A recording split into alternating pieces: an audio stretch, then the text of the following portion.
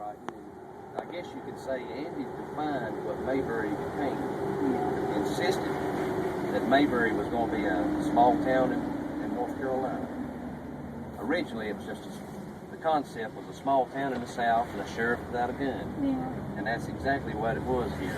We did have a sheriff back in the 40s. He never carried a gun. He didn't have a driver's license. God. Sam Patterson. Just happened to live around the block from Andy. So a lot of people do think that Andy Patterson, Sheriff Taylor, after that man.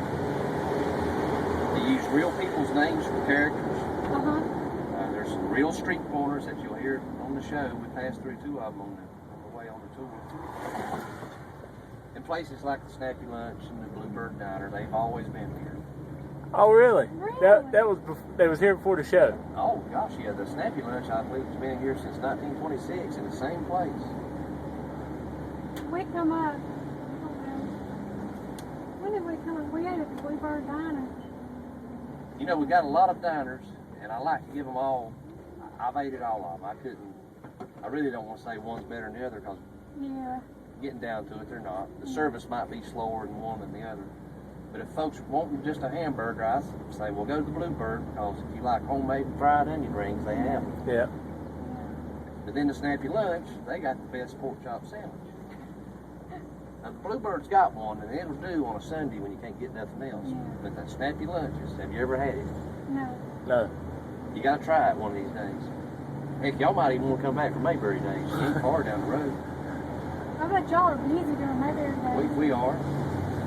Real busy. We think this year is going to be even busier because they're doing a tribute to Andy on Sunday.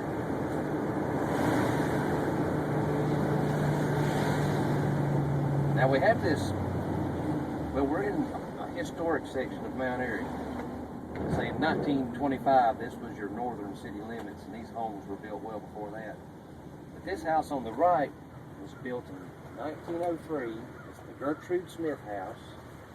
And Miss Gertrude has provided through her will for its upkeep, and forever they will give free tours of it. Really? She wanted everybody else to enjoy it. So until 4 o'clock, you can come back to this location and take a tour of it. Oh. She wanted everybody else to enjoy it. And it's just as it was the day she died in 1981. Wow. Fully furnished. They've not changed anything.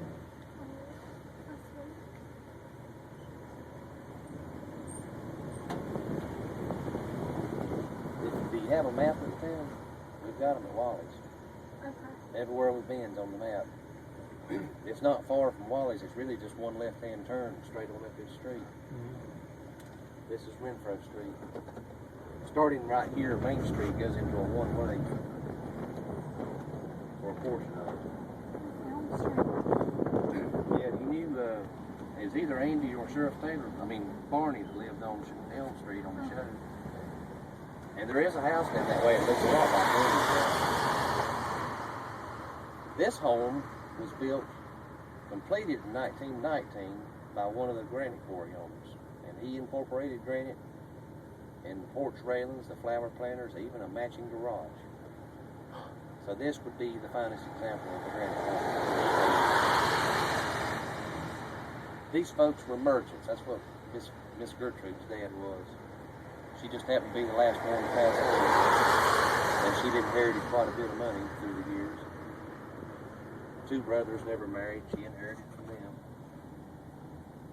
There was a banking family here, the First National Bank. They built those 2 mansions.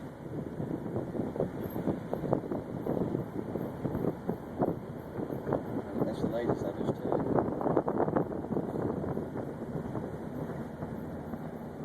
Have y'all been downtown very much? Yeah. Well, free parking, no time limits, if you can find a parking spot.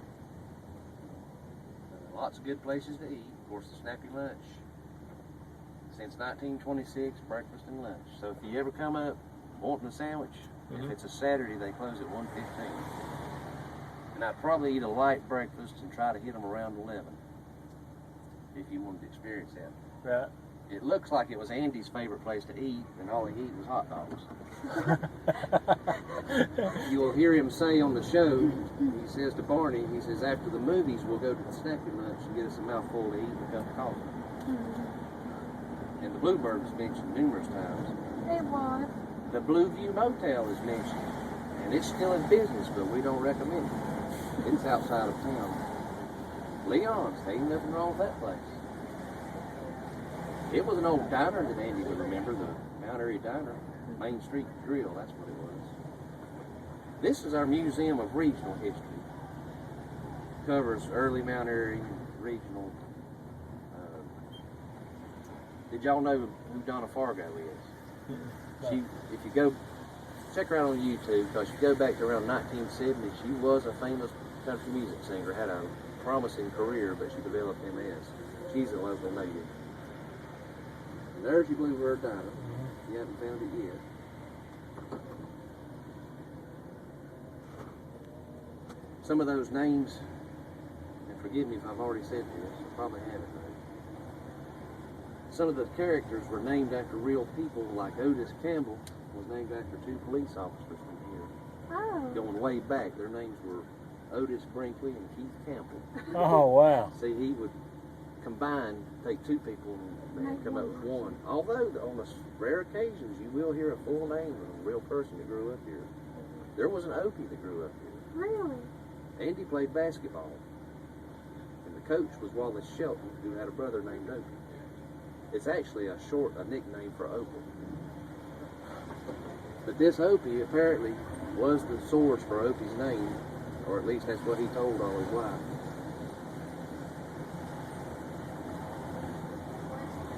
His grandmother, maternal grandmother, her name was Sarah Taylor Griffith. So we know where the Taylor name comes Exactly. from. And maybe he was paying tribute to his grandmother by naming the operator Sarah. Now, if you'll look closely at the set of the show, where they went to the movies in Mayberry was the Grand Theater. In fact, they mentioned it, but it's down the street from Floyd's. Andy would remember working at the real Grand Theater, right here on the right, the finance company, just up the street from our Floyd's. The barbershop's been there since the 30s. So really, there's a little bit of Mayberry right here. Was it called Floyd's back then? No, they did that about 25 years ago. But you know, it's continuously. At some point, Andy had his hair cut there. I don't know exactly. Oh, yeah. You'll find this street corner mentioned on the show. They was after Ernest T. Bass. And Andy said, "Come on, Barney," he said, "at the corner of Pine and Main, we can catch up with him there." Yeah. It was the episode where he tried to join the army just That's for right. a uniform. Yeah. We watched that Yeah, the other night. that's But right. you've been to the real Pine and Main. And there is a Mayberry, or there was. Up here on the Blue Ridge Parkway, it's about 35 miles from here, 40, depending on how you go. But Andy's mother grew up near the old Mayberry Trading Post, which is still open on the weekends. You can check it out, check out their website. Andy was taken there as a young kid with his grandpa. More than likely, from what I understand about the mountain folk back in the 30s, they were worse off than the Darling family. So I think Andy was taking his experience going up on the mountain, Mayberry, and growing up here, and using it to help develop what Mayberry became. Right. I didn't point it out, but the museum, this is the playhouse, the Andy Griffith Playhouse, and the museum's down the sidewalk and to the left. Now, it's more about than just the Andy Griffith show, but you do find a lot of neat exhibits of the show, like the original set of keys that Otis used. Even the set that Cousin Virgil polished and he ruined them. Yeah, Remember that's that right. Yeah. That's right. Yeah. Barney's salt and pepper suit that he wore on several episodes is here. Even the goober hat. So it's, I think it's well worth $3 admission. Yeah. It's pretty obvious to me that Andy took Mt Airy and helped make the show, and then added some, and Mt Airy took some of the show and incorporated it into Mt Airy. Yeah. You know. And I don't, just like he said, they didn't set out to recreate Mt Airy, but I think it was just a good resource. Yeah. Because it was, as I said earlier, just supposed to be a small town in the South. And I no doubt you can probably go to a lot of small towns in the South and find a lot of similarities. but I don't know if you'll find the specific street corners, and obviously not the businesses. That old playhouse is really what's left of the elementary school. That was the auditorium. Oh. And we're sitting right here where the school's at. Is the elementary school. Yeah, you come on, get out of the road. The bad thing about these summer showers is it gets worse after it's passed. Yeah. Yeah. Now Pilot Mountain, y'all probably obviously heard of that. It's just 10 miles to the south. Mount Pilot on the Andy Griffith show. Or he was being created and taking Mountain from Mt Airy and Pilot from Pilot Mountain. Yeah. We'll probably never know. I think Andy went to his grave maybe with a grin on his face saying, yeah, but probably never going to know. Yeah. This is Haymore Baptist Church. This is where he mostly attended church as a kid. And the Grace Moravian Church is where he attended and was taught music. All Moravian churches have little bands. Maybe 8 or 10 brass pieces. Kind of like, I think you see the influence of it on the show because the town of Mayberry had a little brass band. So he was taught music. That was his first interest. He went to the University of North Carolina, Chapel Hill. That was his major, was music. When he was a little kid, his mama worried about him getting hurt all the time. He was the only child. And she'd walk him to this street corner and make sure he crossed the street going to school without getting run over. That's the corner of Haymore and Rockford.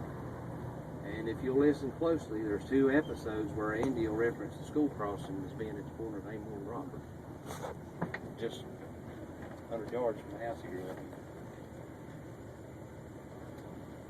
Which these days, if you got $200, you can spend the night and get the whole house. Oh, really? Really?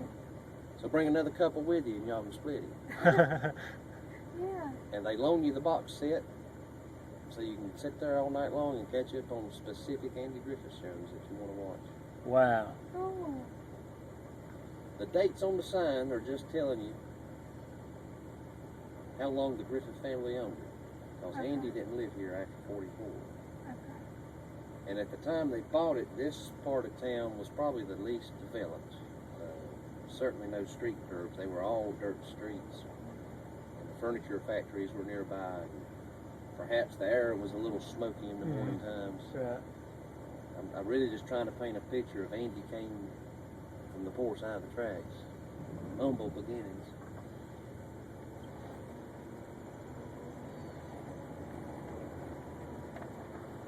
Because he really wasn't athletic and he was more of a fellow that was interested in music, he did get picked on at school, especially from the kids on the other side of town.